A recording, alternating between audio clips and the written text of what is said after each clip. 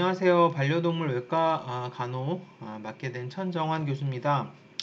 반려동물 이제 외과 간호학은 보통 이제 외과 지금 이제 과목 이름 자체는 동물 외과 간호학이지만 사실 뭐 동물이라 그러면은 개나 고양이뿐만 아니라 소, 말도 사실은 외과 간호학이 있습니다. 네, 그래서 반려동물 외과 간호라고 제가 슬라이드의 제목은 그렇게 해놨고요. 한 학기 동안 이제 외과 간호 내용에 대해서 이제 배울 텐데 여러분들이 이제 실습을 다녀오셨기 때문에 웬만큼 이제 아실 거예요. 뭐 마취하는 거, 그 다음에 뭐 엑스레이 찍는 거, 그 다음에 수술하는 거, 그리고 아마 수술하는 것도 옆에 들어가서 보셨을 텐데 뭐 전반적인 그런 내용에 대해서 이제 배운다고 보시면 되고요. 어, 그리고 이제 사실은 이제 영상 간호학, 영상이 이제 영상이라 그러면 이제 엑스레이라든지 초음파라든지 뭐 CT, MRI 같은 거겠죠. 그게 원래는 이제 같이 있는데 여기 지금 따로 있는데 지금 외과 간호학에 이제 편입이 돼 있어요. 그래서 그 양도 적지는 않은데 그 방사선이나 아니면 영상 간호학에 대한 양도 적지는 않은데 이제 외과 간호학 시간에 조금씩 이제 배워 나갈 예정입니다. 지금 코로나 때문에 이제 비대면 수업을 하기 때문에 일단은 이론적인 부분은 이제 알려드리고요. 어쨌든 엑스레이 사진 찍는 거나 마취하는 거나 이런 건 실제로 이제 기계를 보고 좀 어떤 식으로 좀 돌아가는지도 좀 동물도 보정을 해보고 약간 그렇게 해야지 사실 할 수 있는 부분들이 좀 있어요.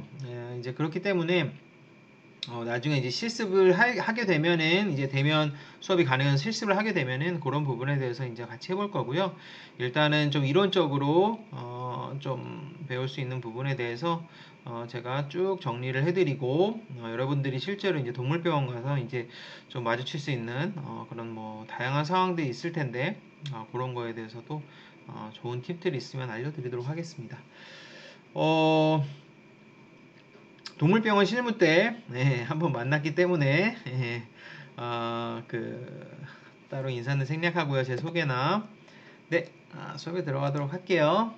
그 이제 외과를 이제 배우게 되는데 여러분들이 여태까지 뭐 내과, 임상병리 이런 거 다 배우셨을 거예요.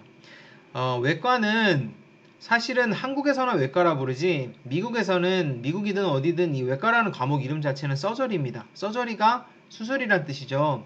그러니까 사실은 반려동물 그냥 수술이라는 과목이에요. 그래서 사실은 뭐 외과라고 하면 범위가 되게 넓은 것 같지만 간단하게 이야기하면 단순히 수술을 하는 진료 분야라고 생각을 하면 됩니다.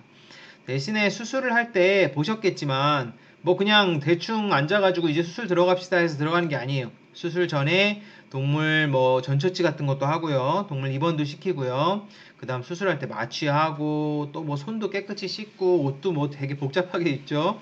수술 기구 같은 것도 테크니션 선생님들이 많이 준비를 하고 그렇기 때문에 그리고 이제 수술 후에도 그 후처치한다 하는 거 부분, 그쵸? 며칠 입원했다가 또 며칠에 한 번씩 오고, 그 다음에 이제 수술 끝나고 후유증을 뭐 죽는 애들도 있고, 그렇게 되다 보니까 단순히 수술이라고 해도 굉장히 이제 복잡한 영역이라고 보시면 돼요.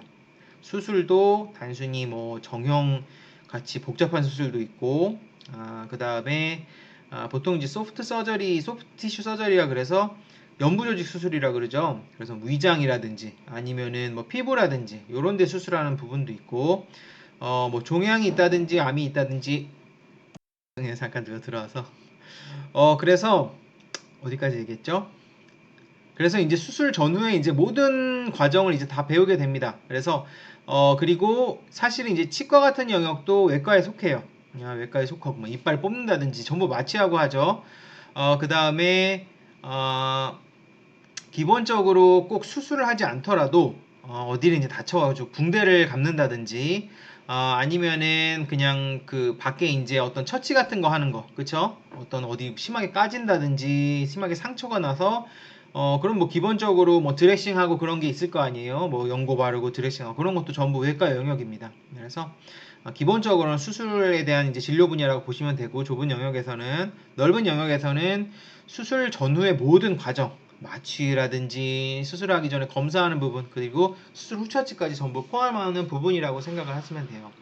그래서 이제 학습 내용에 보시면은 뭐 수술 전후의 과정 그 다음에 뭐 수술 기구도 엄청 많아요. 뭐 보통 이제 생각나는 거 이제 가위라든지 핀셋 같은 거 있겠죠. 그 다음 뭐 수술 보조 수술을 하게 되면은 우리가 이제 술자라 그래요. 술자라 그런 사람은 주로 수술하는 사람입니다. 그래서 보통 뭐 외과 원장님 아니면은 뭐 진짜 수술 잘하는 사람들이 보통 이제 그걸 이제 서전이라 그래요. 서전을 맡아요. 수술을 이제 맡고 그 옆에 이제 보조해주는 사람들이 있어요. 테크니션 선생님, 그 다음에 다른 수의사 선생님들이 옆에서 보조를 해주면서 뭐 가위 주세요 하면 가위 주고, 그 다음에 마취 조절해주세요 하면 마취 조절하고, 이런 식으로 하게 되고, 대충 수술 내용을 알고 있어야 돼요. 그래서 이제 가위가 필요하겠구나 하면 가위를 줘야 되고, 피가 많이 나오면 피 좀 닦아주고, 어디 잡고 있어야 되면 잡고 있어야 되고, 그런 이제 수술 보조가 이제 필요하고 여러분들이 역할을 해야 됩니다. 그 다음에 이제 마취하는 부분, 그쵸? 그 다음에 영상 진단은 사실은 외과 영역에 포함이 안 돼요. 영상 진단 자체가 범위가 엄청나게 넓습니다. 그렇기 때문에 외과 영역에 포함은 안 되고 영상 진단학이 따로 있어요. 네, 그렇게 돼 있지만 이제 지금은 좀 커리큘럼상 외과에 이제 포함이 돼서 배우게 되고 그 다음에 이제 붕대법 같은 것들 그런 것들이 이제 배우게 됩니다. 자, 일단은 여러분들이 이제 테크니션으로 만약에 동물병원에서 일을 하게 되면은 여러분들이 실습하면서 어떤 식으로 하는지 아마 보셨을 거예요. 그래서 수술 순서 이렇게 쭉 나와 있는데 첫 번째로는 예약부터 잡아야죠. 네, 그냥 당장 얘 아파 보이는데 하고 수술 들어가는 경우는 없고 드물게 그렇게 들어가는 경우는 응급수술인 경우에 바로 들어가죠. 그쵸? 아기가 당장 수술 안 하면 이건 끝장이다. 이런 상황에는 그때는 뭐 예약이고 뭐고 혹시 응급수술을 하지만 그렇지 않으면은 전부 예약을 항상 잡고 들어갑니다. 무조건 수술은. 그래서 이제 전화를 하고 나서 혹은 이제 방문 상담을 반드시 이제 예약을 잡고 나서 하게 되고요. 예약 잡을 때는 뭐 수술을 하는 수술 스케줄이라든지 그리고 병원에 따라서 뭐 하루에 뭐 수술 몇 개 이상 안 하는 병원도 많아요. 그런 식으로 이제 날짜별로 좀 수술 일정이라든지 그런 게 이제 정해져 있기 때문에 예약을 당연히 먼저 잡아야 되고 응급까지는 아니더라도 긴급을 요하는 수술들이 좀 있기 때문에 이런 경우에 이제 일자를 좀 빨리 잡아야 되죠. 그리고 뭐 바쁜 병원 같은 경우는 예약 일정이 많이 밀리고 그런 경우도 있으니까 어쨌든 전화를 하든지 아니면은 방문 상담을 하신 후에 예약을 잡아드리면 되겠고요. 당연히 수술하는 그 전날에 금식 안내를 드려야 돼요. 보통 이런 거 우리가 해피콜이라 그러죠. 뭐 백신 맞고 나서 괜찮으세요? 아니면은 이제 내일 이제 수술이니까 금식하셔야 됩니다. 이제 해피콜이라 그래서 이제 알려드리죠. 금식 안내는 보통 이제 이건 병원마다 조금씩 다른데 보통은 이제 12시간 정도는 금식을 시켜요. 그래서 저녁 가볍게 먹이고 내일 아침에는 아무것도 먹이지 마세요. 그런 식으로 하는 경우가 많고 보통 밤 12시부터 하게 되고 물은 그냥 아침부터만 안 마시면 되는데 그냥 물도 금식시키는 경우도 있습니다. 요거는 병원마다 다른 부분이고 대신에 뭐 하루 일찍 입원하면은 요거는 테크니션이 잊지 않고 잘 컨트롤 해야 되죠. 실수로 밥 줬다가는 이제 큰일 납니다. 그 다음에 이제 보호자가 다음날 오셨어요. 그러면은 수술 동의서를 받아야 되죠. 사람 병원 가서 똑같이 동의서를 받습니다. 그 다음에 뭐 CPR 여부 같은 거 이제 거기 다 써 있고, 요건 이따 설명드릴게요. 그 다음 뭐 고위험 수술 입원 동의서도 받게 되고, 그 다음에 수술 동의서를 이제 설명을 하는데, 수술 동의서라는 게 결국은 얘가 이제 마취라든지 수술하다가 죽을 수도 있다 이 얘기를 하는 거예요. 그렇기 때문에 이거는 보통 수의사가 하게 됩니다. 수의사가 하게 되고 테크니션이 선생님이 그냥 얘 죽을 수도 있어요 이렇게 말하면은 곤란하고 보통 수의사가 약간 좀 의학적인 얘기를 조금 하면서 하게 되고 그래서 마취 때문에 이러이러한 상황 생길 수 있습니다. 미리 설명드리고 동의하시면은 진행하겠습니다. 수술 전에 이제 검사하겠죠. 처음에는 제일 먼저 하는 건 뭐예요? 수액 줘야 되니까 라인부터 잡죠. 라인 잡고 그 다음에 엑스레이 촬영을 할 수도 있고 안 할 수도 있어요. 근데 이제 보통 정형 수술 같은 경우는 하기 직전에 촬영하고 하다가 촬영하고 끝나고 촬영하고 며칠 있다 또 촬영하고 이런 식으로 많이 하는 편이고 이제 입원 됐죠. 그럼 라인 이제 잡혔으니까 팔뚝에 이제 팔뚝이 아니고 앞발목 쪽에 이제 라인 잡혔으니까 입원해서 수액 맞고 자, 그러면은 이제 수술을 이제 들어가는데 테크니션 선생님이 수술 준비를 쭉 하셔야 돼요. 그래서 테크니션 선생님이 수술 준비를 잊지 않고 잘 해주셔야지 수술할 때 차질이 없습니다. 그리고 수술에 들어가면은 99%의 수의사들이 엄청 민감해져요. 왜냐하면 하다가 동물이 죽는 경우가 생기기 때문에 실수가 용납이 잘 안 됩니다. 그래서 되게 민감하기 때문에 테크니션 선생님들이 이제 실수를 안 하시는 게 좋아요. 실수하지 않고 프로토콜대로 병원마다 매뉴얼이 있기 때문에 매뉴얼에 맞게 움직여주시는 게 좋고. 자, 이제 수술이 이제 들어가죠. 그러면 이제 마취가 들어가면서 수술이 시작된다고 보시면 돼요. 다만 이제 보통 마취 들어가고 나서 털도 깎고 소독도 하고 그 다음에 뭐 이것저것 전처치하고 수술 시작되는 거죠. 수술하는 동안에는 수술 보조를 하게 되고, 수술 보조를 하는 테크니션 선생님이랑 마취를 하는 테크니션이랑 보통 따로 있어요. 한 명이 막 물론 되게 작은 병원은 원장이 다 하는 경우도 있지만 대부분의 병원 같은 경우는 수술 보조하는 사람 따로 있고, 어, 그 다음에 그 옆에서 마취하는 사람 따로 있고 그렇게 되고요. 테크니션 선생님이 정말 잘하고 너무 일 잘하는 똑똑하신 분이다 그러면은 수술 보조 마취 다 테크니션 선생님들이 합니다. 근데 시원찮다 그러면은 이걸 잘 안 맡겨요. 근데 뭐 나중에 말씀드리겠지만 마취를 잘하는 테크니션은 어디서든 대접을 받아요. 그래서 나중에 이제 마취를 배울 때 그런 얘기도 이제 좀 드릴 텐데, 이 마취가 그렇게 좀 어렵죠. 예, 어렵지만 이것만 이제 잘 익혀두면은 여러분들이 뭐 취합을 한다든지 이럴 때 상당히 유리하게 작용합니다. 그래서 마치 좀 볼 줄 아는데요 하면은 정말 약간 눈빛부터 달라져요. 왜냐면 수의사들도 잘 못 보는 사람들이 많기 때문에. 자, 이제는 이제 수술 막 본격적으로 들어갔고 수술 끝났죠. 그러면은 이제 회복시켜야 되죠. 마취 깨고 제일 중요한 거는 관찰해야 되죠. 그렇죠? 그 마취 깨는 때가 되게 중요해요. 그때 사고가 제일 많이 납니다.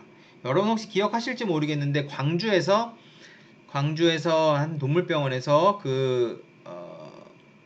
테크니션 선생님들 이 막 페브리즈 같은 거 뿌리다가 그게 CCTV에 걸려서 동물은 죽었고, 엄청 지금 그 병원 문 닫아 있어요. 그 병원이 사실 제가 알기로는 되게 유명한 병원인데 어떤 특정 수술에 있어서 지금 그것 때문에 상당히 많이 이제 타격을 겪었죠. 거의 폐업에 준하는 그런 타격을 겪을 수밖에 없는데, 그게 사건이 어떻게 보면 왜 일어났냐면은 회복하는 과정에 사실 되게 잘 봐야 돼요. 이때 사고가 제일 많이 납니다. 그러다가 이제 회복이 잘 안 돼서 죽었는데, 이제 그게 또 공교롭게 이제 또 그런 장면들이 CCTV에 나오면서 일이 많이 커진 거죠. 그런 부분들이 있기 때문에 되게 중요한 부분이고. 자, 이제 마취 깼고 애기 이제 정신 차리고 안 비틀비틀거리고 그러면은 수액 주고 약 주고 하면서 관리하고, 이제 퇴원해도 되겠습니다 하면 뭐 하루 이틀 있다 퇴원할 수 있겠죠. 그런 식으로 수술 순서가 쭉 진행이 되고, 제가 이 내용을 이제 길게 말씀드린 이유는 단순히 수술만 하는 게 아니라 수술 전부터 퇴원까지 모든 과정이 외과의 과정이라고 보시면 돼요. 그렇기 때문에 이 과정을 전부 다 이제 알아두시는 게 좋고, 가급적이면 제가 이 과정에 준해서 쭉 설명을 드리도록 하겠습니다.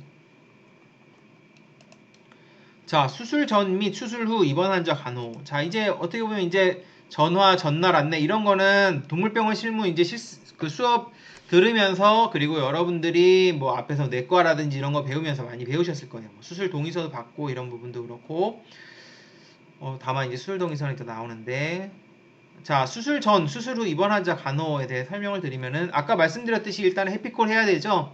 그래서 뭐 실제 해피콜 제가 빨간색 글씨로 지금 다른 데서 조금 보고 이제 써놓은 건데, 내일 뭐 튼튼이의 수술이 있으니까 반드시 9시 이후로 음식 제한시켜주세요. 소량의 물은 괜찮습니다. 오전에는 물도 주시면 안 돼요. 어, 절식하는 이유 중에 제일 큰 이유가 뭘까요?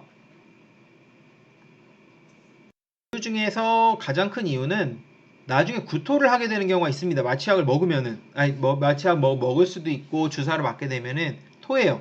토하면은 애가 의식이 없는 상태에서 토를 하면 사람도 마찬가지예요. 뭐 누워있다 토하든지 아니면 의식이 없는 상태에서 토하면은 음식물이 기도로 넘어가죠.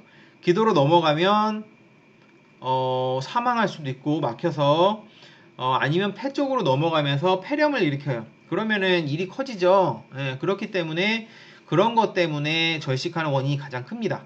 그렇기 때문에 절식 안내는 정말 잘 해주셔야 돼요. 절식 안내를 잘 해주시고, 그 다음에 이제 절식이 제대로 안 되게 되면은 나중에 지금 여기 나오지만 뭐 수술하기 전 몇 가지 혈액 검사를 하는데요. 음식을 먹고 온 경우 결과가 잘못 나올 수 있습니다. 그리고 검사를 미리 한 경우라도 수술 중에 위내 음식물 토하게 되면 기도를 막는 등 큰 문제가 생길 수 있으니 꼭 주의하셔야 합니다. 그래서 저 시간 내를 잘 해주셔야 돼요. 여러분이 뭐 깜빡하고 전화 안 했다. 다음날 보호자 왔는데, 아, 맞다. 이게 뭐 아침에 뭐 먹었는데요. 그러면은 그날 스텝이 전부 꼬이게 됩니다. 그래서 내일 이제 하실 때 여러분이 이제 해피콜하고 이런 게 되게 기초적인 업무지만 깜빡했다가는 스케줄이 엄청 심하게 꼬여요. 제가 있던 병원에 이제 수술 많이 하는 편이 아니라서 하루에 한 건에서 두 건만 진행을 하는데 가기 전에 꼭 그 테크니션 선생님들이 저녁 때 꼭 전화를 드립니다. 되게 중요한 일과예요. 그래서 해피콜 하는 거죠. 내일 이제 수술하는 거. 그리고 사실 수술 말고 건강검진을 할 때도 이제 해피콜을 해요. 뭐 건강검진 할 때는 아까 말씀드렸듯이 이제 혈액검사, 그 다음에 이제 초음파 같은 거 볼 때 위에 음식물이 많으면 보기가 좀 어렵습니다. 그래서 그런 부분이고, 한번 읽어보시면 되는 부분이고요. 자, 이번 이제 수속을 이제 해야 되죠. 이제 오셨어요. 그래서 접수하면서 이번 수속도 같이 하게 되죠. 그래서 기본적으로는 차트에 나와 있는 내용 이제 수속하게 되고, 백신 접종 기록, 보호자 긴급 연락처, 그 다음에 동의서 잘 받아두고, 그 다음에 뭐 어떤 경우에는 뭐 먹이 화장실 좀 까다로운 애들도 있죠. 그리고 보호자분께서 뭐 입마개 목줄 케이지 가져오신 거 나중에 돌려드리는 거 깜빡하면 안 되고, 경우에 따라서 그 보호자가 쓰시던 타올이라든지 옷 같은 거 냄새 나게 하라고 주신 것도 있으니까 그런 거 꼭 넣어주시고, 그 다음에 이제 병원마다 면회 가능 시간이 조금씩 달라요. 어떤 병원은 그냥 상시적으로 보게 하는 경우도 있고, 어떤 경우에는 그 수술 끝나고 나서 특히 정형 수술은 많이 움직이면 안 돼요. 고정이 잘 돼야 되는데 보호자를 보면 엄청 흥분합니다. 그래서 이럴 때는 이제 보통 면회 제한시키는 경우도 많기 때문에 잘 안내해 주시고 기분 나빠하지 않게. 그 다음에 이제 예상 퇴원 날짜가 있어요. 가령 어, 여아 중성화 같은 경우는 보통 하루에서 이틀 정도 입원시키고 퇴원하고, 정형도 하루에서 이틀 정도 있다가 퇴원합니다. 근데 어떤 애들은 진짜 심각한 애들은 언제 태어날지 몰라요. 예, 이 수술을 하고 진짜 죽을 수도 있는 수술을 이제 하고 난 애들은 계속 경과를 봐야 됩니다. 그렇기 때문에 요거 같은 경우는 물론 수의사 선생님들이 설명을 하겠지만, 그리고 선생님께서 혹시 퇴원 날짜를 물어보면 그거는 이제 좀 예측할 수 없다는 거를 잘 말씀을 드려줘야 되고요.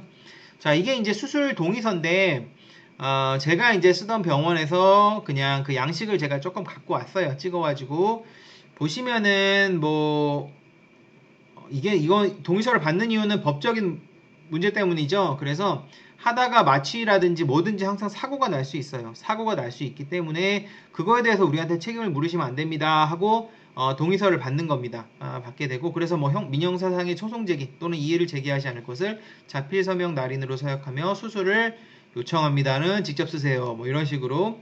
심폐소생술 처치에 동의하십니까가 왜 따로 나오냐면, 심폐소생술이 CPR이죠. 막 심장 누르는 거. 그럼 뭐 애기가 죽어가는데 당연히 해야겠죠. 심장 멈추고 호흡 멈추고 이러면은. 근데 이걸 하다가 그 강아지가 자그만 애들은 갈비뼈가 부러져요. 그러면 나중에 기껏 살려놨더니, 이게 사람 병원에서도 흔히 있는 일이에요. 기껏 살려놨더니 어떻게 우리 강아지 갈비뼈 부러뜨려 놓을 수 있냐. 이걸 따지고 드시는 분들이 많아요. 그래서 동의를 하시더라도 저 같은 경우 말씀드려요. 얘 갈비뼈 부러지는 경우가 생길 수도 있다. 하지만 그럼에도 동의하시면 진행하겠다.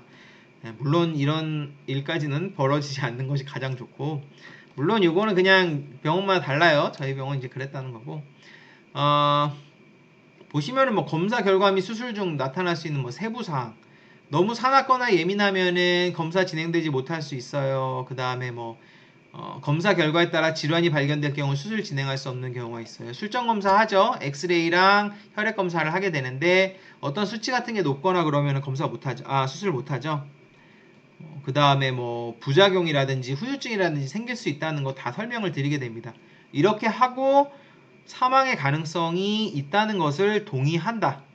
이것까지 인지를 했다. 설명 다 들었다. 그 다음에 이제 수술 들어가게 됩니다. 여러분들이 마취 배우면 알겠지만 마취 완전 재우는 거예요. 그러면은 재우다가 영원히 잘 수도 있어요. 그러다 보니까 이거에 대해서 동의서를 받고, 사람도 마찬가지죠. 고위험 환자 동의서도 있어요. 지금 제가 설명드린 이런 동의서 내용은 병원마다 양식이 전부 다 다르기 때문에 그냥 예시만 보여드리는 거예요.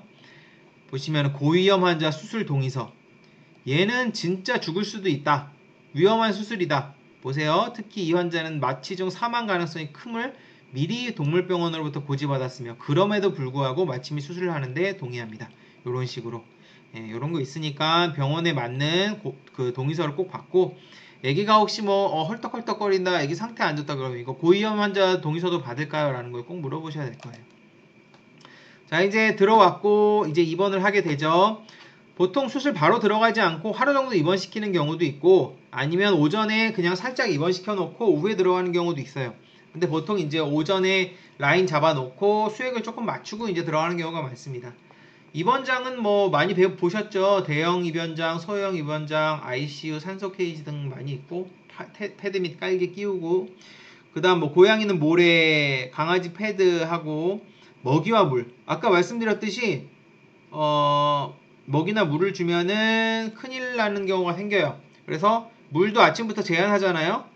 그러니까 이거는 원래 안 주는 거라고 생각하면 돼요. 근데 혹시 줘도 된다고 하면은 수의사가 얘기해 줄 거예요. 그러니까 안 준다고 생각하면 되고 실수로 그냥 간식 하나 이쁘다 간식 하나 던져줬다. 그거 하나 때문에 수술이 취소가 됩니다. 그럴 수 있기 때문에 문제 생길 수 있고 그냥 토만 안 하면은 그냥 넘어가지 않을까 하고 이런 걸 숨겨서도 안 돼요. 나중에 실수했으면 이거 꼭 얘기해줘야 됩니다. 왜냐하면 엑스레이를 찍게 되면 위내에 음식물이 있다는 거 금방 나와요. 그러면은 누가 먹였어?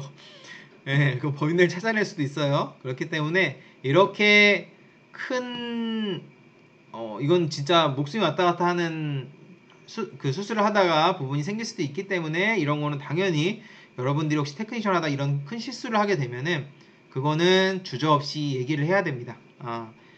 진짜 혼나겠구나 생각을 하더라도 그런 부분에 대해서 얘기를 해야 돼요. 나중에 사건이 커지면은 병원이 문을 닫는 경우도 있어요. 이것 때문에. 자, 케이지 보면은 뭐 케이지는 비슷하게 생겼죠. 요 밑에 이제 패드도 깔고 보통은 그 배변 패드 까는데 여기 천으로 된 배변 패드예요. 빨아서 쓰는 거 이런 것도 있고 온도 조절도 되고 불도 켜지고 이런 케이지가 요새는 많죠. 소형동물 케이지. 요거는 ICU죠. 요거는 제가 미국에 있을 때 미국의 오클라호마 동물병원에 있는 ICU 케이지예요. 보시면은 뭐 싸나웃다 뭐 주면 안 된다 이런 거 다 스티커 같은 걸로 붙여놓고 이렇게 지금 여기 이 그림은 잘렸는데 이 사진이 다 이거 움직이네. 이 사진이 움직인지 몰랐어요. 이렇게 제어가 됩니다. 제어가 다 되고 몇 도인지 그 다음에 이건 보통 산소통이 옆에 연결돼 있어요. 그래서 산소가 지금 몇 프로이고 몇 프로로 세팅되어 있는지 전부 다 나옵니다. 그런 식으로 요거는 제가 있던 동물병원인데 조금 어설프게 그냥 산소 그 기계 놓고 주고 있어요. 여기는 진짜 통해서 이렇게 좀 주고 그렇게 된 거고 요거는 이제 대형 케이지고 그거는 뭐 동물마다 다르겠죠. 자, 입원 환자 관리할 때 주의하는 점은 아까 말씀드렸듯이 물이나 음식 주는 거 그런 것들 당연히 주의하셔야 되고 이거는 문을 여닫을 때 뛰어내리거나 하지 않도록 매우 주의는 이건 당연한 거예요. 그래서 보통 뭐 한 2층 정도 되는 거에 이제 동물이 있다. 요 정도에 있다. 그러면은 이 문을 몸으로 막죠. 열면서 그 패드 같은 거 갈아주거나 할 때 못 나오게 하는 거를 확인한 상태에서 또 애기 발이라든지 주둥이 같은 게 끼지 않은 걸 확인한 상태에서 문을 닫죠. 하다가 얘가 튀어나와 버리면은 수술 받아야 되는 애가 다리가 부러진다든지 큰일 생길 수 있죠. 문을 여닫을 때 절대 동물에게서 눈을 떼지 않고 특히 케이지를 여는 순간 뛰는 틈이 생기지 않고 몸으로 받도록 한다. 몸으로 이렇게 받치고 있어야 되고 그리고 마취해서 깬 지 얼마 안 되거나 간질이 있으면은 스티로폼 등 푹신한 것들을 주의에 두른다. 진짜 심각한 중환자가 수술을 받는 경우가 꽤 있습니다. 그런 경우에는 아기가 심하게 비틀거리거나 하면은 여기 이런 데다가 스티로폼이나 패드 같은 걸 대줘야 되겠죠. 자, 수술 전후에 입원 환자 체크리스트에 대해서 보면은 기본적으로 일반 입원 환자 체크리스트랑 큰 차이는 없고요. 다만 그 수술이 끝나고 난 후에는 처치, 투약, 관리 이런 게 많아요. 뭐 정형 수술하고 나서는 뭐 얼음찜질 같은 것도 해줘야 되고요. 그 다음에 약도 항생제도 먹고 뭐 소화제도 먹고 진통제도 먹고 다양하게 먹죠. 그 다음에 뭐 관리하는 거, 뭐 드레싱 해주거나 혈압 재거나 뭐 이런 거 같은 경우도 할 게 많아요. 그러니까 중환자에 준해서 관리하게 될 수 있고 그러면은 여러분들이 보시면서 뭐 정신상태, 기력, 통증, 체온 이런 뭐 겉에서 봤을 때 좀 볼 수 있는 부분, 그 다음 TPR이라 그러죠. 체온, 호흡, 심박 같은 기본적인 이런 바이탈 사인들, 그 다음에 뭐 수액 잘 들어가고 있는지, 주사 처치 잘 맞고 있는지 시간대별로, 그 다음에 뭐 얘는 아침마다 혈액 검사해야 돼요. 그럼 검사 잘 하고 있는지, 그 다음에 음식이랑 음수량 확인해주고 수술 끝나고 나서, 그 다음에 수액을 맞고 물 마시는 만큼 배뇨가 돼야 되죠. 배변 배뇨 확인해주고 구토설사 있는지. 특히 이제 그 척추 수술 같은 거 받고 나면은 배뇨가 엄청나게 중요해요. 그래서 맨날 보라 그래요. 거의 뭐 4시간마다 한 번씩 계속 배뇨하는지 확인하고 밖으로 산책 나가서 조금 자꾸 자극 주고 할 수 있도록 배도 살살 눌러주고 뭐 그런 거 이제 하게 됩니다. 자, 수액 처치를 이제 할 때 일단은 수술 전, 수술 후, 그리고 수술하고 있을 때 수액을 계속 맞죠. 왜냐하면 수술이 일단 들어가게 되면은 혈압이라든지 아니면은 심박이라든지 이런 컨디션이 많이 저하가 돼요. 그렇기 때문에 일단은 그 수액을 주는 것이 굉장히 중요합니다. 선생님이 신경 써야 될 건 뭐예요? 속도라든지 이런 거는 뭐 정해서 주는 경우도 있고 유지로 주세요 그러면은 뭐 체중에 맞게 선생님들이 계산해서 주는데, 수액을 맞을 때 과수화라는 게 있어요. 그러니까 이게 우리가 이제 물을 마실 때는 어때요? 원하는 만큼 마시잖아요. 그럼 진짜 먹기 싫은데도 물을 먹지는 않잖아요. 그런데 수액을 맞는 거는 강제로 물을 몸에다 넣는 거예요. 그럼 원하든 원치 않든 물이 몸으로 계속 들어옵니다. 그러면은 얘는 물이 이 정도만 있으면 되는데 계속 들어오는 거예요, 몸에. 그러면은 어떻게 되겠어요? 탈수도 문제지만 과수화도 문제입니다. 폐에 물이 차기 시작해요. 폐에 물이 찰 뿐만 아니라 팔이나 다리 같은 데 부종이 생기고, 그러면은 아기가 헐떡헐떡거리면서 죽는 경우가 있습니다. 그래서 실제로 그 초보 수의사들이 꽤 죽여요. 이 수화 상태를 안 보고 있다가 그 물이 이제 얘가 이제 어느 정도로 그 수화라 그래서 이제 물이 들어가는지 그런 거 안 보고 있다가 체크 안 하고 있다가 애기 헐떡거리다 그냥 죽어요. 그러니까 이거를 테크니어 선생님한테 선생님이 지금부터 보세요. 무슨 일 있으면 알려주세요 하면 정말 책임지고 보셔야 돼요. 과수화가 발생하지 않도록. 그래서 보통 이제 그 차트라든지 체크리스트 같은 데 보면은 한 30분에서 1시간마다 호흡수 측정하라고 돼 있어요. 얘가 호흡수가 제가 아까 그 과수화가 발생되면 폐에 물이 찬다 그랬죠. 그러면은 폐에 물이 차게 되면 헐떡헐떡거려요. 그럼 애가 호흡수가 20, 30으로 정상 수치였는데 40대고 50대고 60대고 그러면서 실제로 잠시만 여기서 전화가 갖고 와갖고 저도 오피스가 어저께 나왔어요. 예, 개강한 지가 좀 됐는데 예, 그래서 그전에는 이제 녹화할 때가 마땅치가 않아서 지금 제 방입니다. 많이 놀러 오세요. 어디까지 했죠? 자, 그래서 과호흡이 보이면은 수의사한테 꼭 얘기를 해야 돼요. 얘 헐떡헐떡거리는데요? 혓바닥 내밀고 있는데요? 그러면 수의사가 진짜 득달같이 옵니다.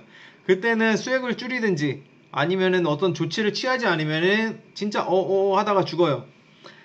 그리고 배뇨 여부도 체크를 해야 돼요. 얘가 수액은 엄청 많이 맞았는데 쉬는 안 한다. 그건 뭐예요? 지금 어떤 신장이라든지 어떤 배설 기능에 문제가 있든지 어쨌든 들어간 물이 빠져나가지 못하고 계속 몸에 쌓이고 있다는 거잖아요. 그러면은 배뇨 여부도 체크를 해야 됩니다. 그래서 보통은 체크리스트에 나와 있는 경우가 많지만 1시간 정도마다 여러분들이 계속 호흡수 체크해주고 쉬하는지는 보통 한 3, 4시간만 또 봐야 돼요. 계속 체크해주고 얘가 여기서는 쉬를 안 하려고 해요. 그럼 잠깐이라도 뭐 산책을 나가든지 아니면 조금 돌아다니게 하든지 해서 오줌을 싸게 해줘야 돼요. 오줌을 안 싸면 또 문제가 생길 수 있겠죠. 그래서 이게 이제 수액이 이렇게 계속 들어가는 거죠. 이 속도로 이제 들어가는데 수액 기계는 대충 쓰실 줄 아시죠? 그래서 아마 실습 한번 해보면은 기계는 다르지만 원리는 똑같아요. 그쵸? 그냥 속도 맞추고 넣고 그쵸? 그 다음에 볼루스라 그래가지고 한번 누르고 있거나 하면은 많은 양이 쭉 들어가죠. 이 위에 보면은 여긴 안 나와 있는데 이거 조절하는 거 있죠? 이거 조절하는 거 그거 이제 잘못 조절하면은 물이 막 쭉 막 들어가는 경우가 있죠. 그럼 과수화가 발생하는 거예요.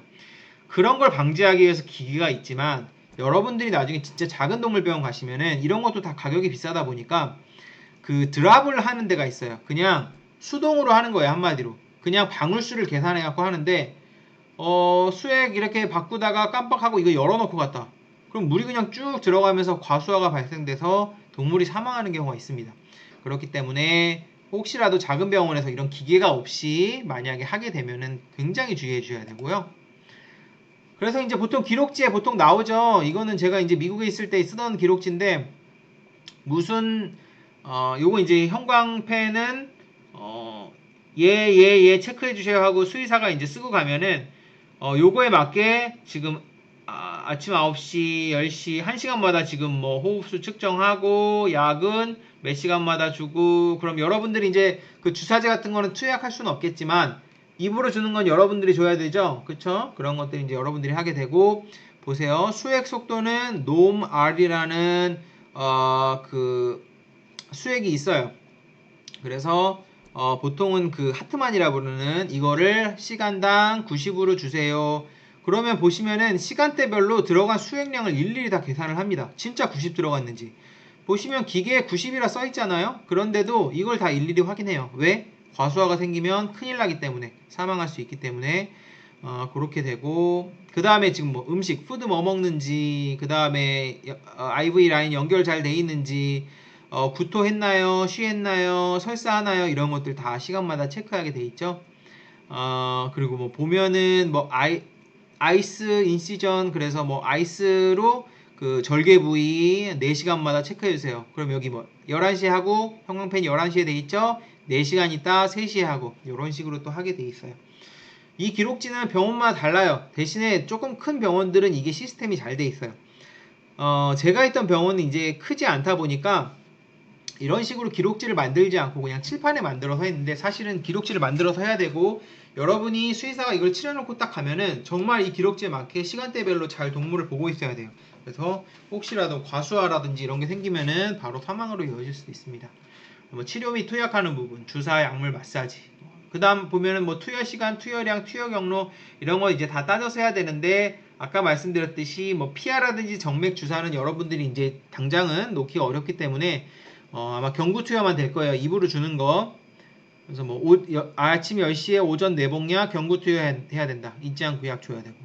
수액은 처음에 이제 막 높게 했다 낮게 했다 자꾸 바꿔요. 이거를 갖다가 수술할 때 또 높게 들어가거든요. 그러니까 이거 체크하는 것도 잘 해줘야 되고 시간당 실제 얼마 들어간지 계산하고 이런 것도 해야 되고 처치는 뭐 이런 거 뭐 배뇨시키고 이런 거 다 이제 처치의 범주에 들어가겠죠. 입니다.